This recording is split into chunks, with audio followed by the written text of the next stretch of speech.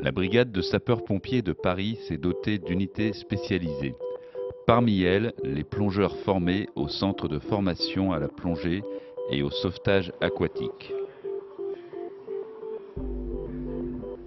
L'école de plongée forme environ par an 70 plongeurs sur 13 formations différentes, allant de la formation de base du certificat technique élémentaire de spécialiste intervention subaquatique jusqu'au dernier niveau pour former des directeurs de plongée.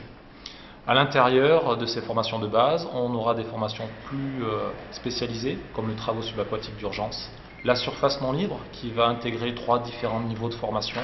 Premier degré, inférieur à une distance préconisée, deuxième degré, et le troisième degré sera destiné aux directeurs plongée pour faire de la formation de ces spécialistes.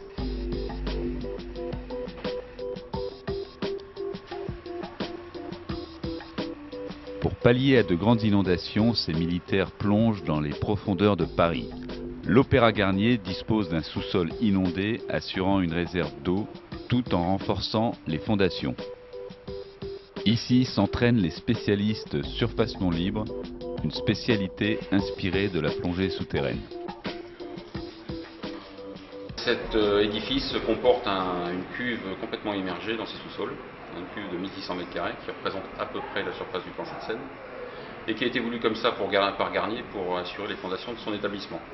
Nous nous en servons nous pour la plongée en surface non libre, plongée spéléo pour les civils, donc une plongée sans possibilité de remonter à la surface pendant l'évolution dans l'eau. En tant que centre de formation, nous venons ici donc pratiquer des entraînements réguliers et nous faisons des stages de formation à ces techniques de SNL. Techniques très particulières qui demandent un matériel particulier, des techniques particulières et un environnement donc différent de la plongée traditionnelle. L'exploration de grands espaces inondés impose des procédures particulières. Les plongeurs ne pouvant remonter à la surface à chaque instant, des règles strictes de sécurité sont appliquées. Marquage d'une zone de reconnaissance, les plongeurs suivent la gaine luminescente permettant de retrouver la sortie. Gérer scrupuleusement sa consommation d'air.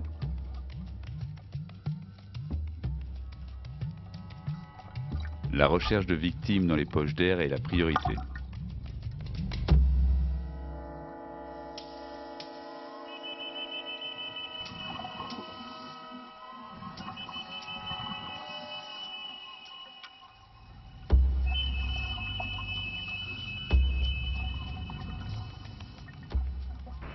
Paris est un bassin qui risque d'être inondé, qui est inondé, selon la légende, plus qu'une légende, puisqu'il y a eu des faits, tous les 100 ans environ. Donc on appelle ça la crue centenale.